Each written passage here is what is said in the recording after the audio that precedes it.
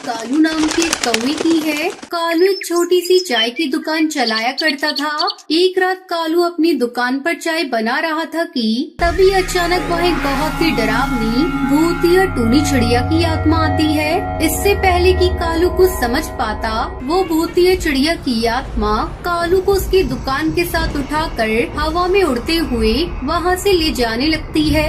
है भगवान, ये सब मेरे साथ क्या हो रहा है? अरे भूतिया चिड़िया बहन, मुझे और मेरी दुकान को कहाँ उड़ा कर ले जा रहे हो? आखिर मैंने तुम्हारा क्या बिगाड़ा है? चुपचाप साथ चलो, थोड़ी देर में तुम्हें सब पता चल जाएगा।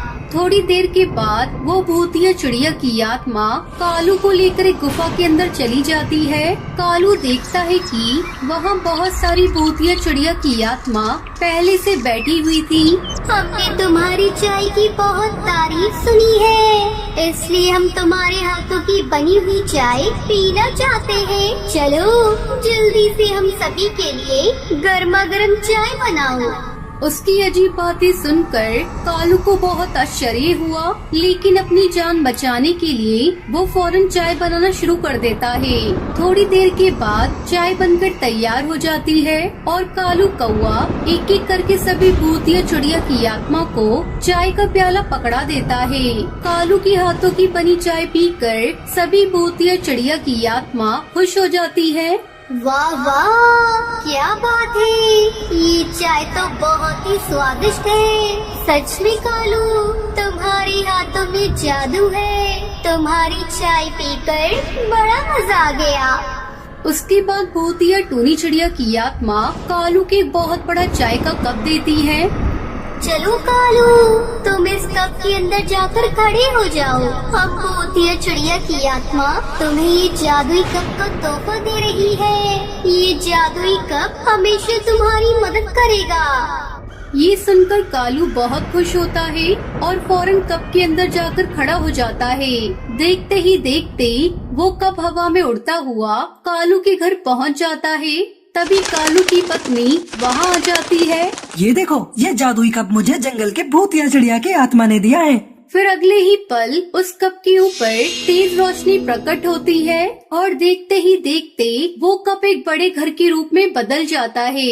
अरे वाह, ये तो कमाल हो गया। ये कप तो एक बड़े घर के रूप में बदल गया। आज से हम दोनों इसी घर में रहेंगे। सच में इतना खूबसूरत घर तो मैंने आज तक नहीं देखा। कालू अपनी पत्नी के साथ उस कप में रहने लगता है। फिर अगले दिन सभी गांव वाले उस जादुई कप के घर को देखने वहां पहुंच जाते हैं और उस घर की तारीफ करने लगते हैं। अरे भाई कालू, इतना सुंदर कप से बना हुआ घर तो हमने आज तक नहीं देखा। आखिर ये तुम्हें कहाँ से मिला? जंगल में मौजूद एक गुफा के अंदर बहुत सारे भूतिया चिड़िया की आत्मा रहती हैं। मैंने उन सभी भूतिया चिड़िया की आत्मा को चाय पिलाई थी। मेरी चाय से खुश होकर उन्होंने मुझे ये चाय कप का घर दिया है। वहीं पक्षियों की भीड़ में हरी नाम का एक लालची तोता भी मौजूद था। कालू की बातें सुनकर उसके मन में लालच आ जाता है। अब मैं भी जंगल जाकर भूतिया चिड़िया की आत्मा को चाय पिलाऊंगा। उसके बाद मैं भी उनसे अपने लिए ये जादुई घर मांग लूंगा। फिर अगले दिन हरी तोता अपनी पत्नी के साथ मिलकर बहुत सारी चाय बनाकर तैयार कर लेता है और दोनों पति पत्नी चाय को एक बड़े बर्तन में भरकर जंगल की ओर निकल जाते हैं। काफी देर जंगल में भटकने के बाद उन्हें भूतिया चिड़िया की आत्मा की गुफा दिखाई देती है। लगता है सारी भूतिया चिड़िया की आत्मा इसी गुफा के अंदर रहते हैं। चलो भाग्यवान, जल्दी से गुफा के अंदर चलो। फिर दोनों पति पत्नी गुफा के अंदर चले जाते हैं। उस वक्त के अंदर मौजूद सभी भूतिया चिड़िया की आत्मा गहरी नींद में सो रहे थे।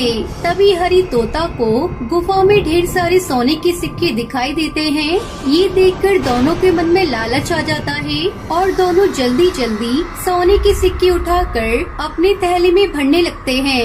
अरे वाह वाह वाह, मजा आ गया। इतने सारे सोने के सिक्के, अब हम दोनों अमीर बन गए। चलो यहाँ से भाग चलते हैं। दोनों जैसे गुफा से बाहर भागने की कोशिश करते हैं कि तभी अचानक सभी भूतिया चिड़िया की आत्मा नींद से जाग जाती है। हरी तोता और उसकी पत्नी के पास सोने के सिक्के देखकर वो सारी बात समझ जाती है। अच्छा, तो तुम दोनों हमारे सोने की सिक्की चुरा कर यहाँ से भाग रही थी। तुमने हमारे घर में चोरी करके गुनाह किया है।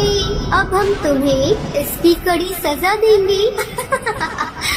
ये सुनकर हरी तोता और उसकी पत्नी घबरा जाते हैं। नहीं नहीं, हमें माफ कर दीजिए, हमसे गलती हो गई, हम दोबारा यहाँ कभी नहीं आएंगे। तुम जैसे लालची और धोखेबाज पक्षियों को मैं कभी माफ नहीं करती। इतना कहकर भूतिया टूनी चिड़िया की आत्मा अपने पास में पड़े डंडे से उन दोनों को मारने लगती है। उई माँ, हाय माँ, मैं मर गई रे। डंडा तो मेरी बहुत पिटाई कर रहा है। लालच नहीं करना चाहिए, हमें कोई बचाओ, माफ कर दो। इस तरह डंडा उन दोनों की खूब पिटाई करता है। उसके बाद वो दोनों डर के वहाँ से भाग जाते हैं। उस दिन की गलती से सबक लेकर हरी तोता और उसकी पत्नी हमेशा के लिए लालच करना छोड़ देते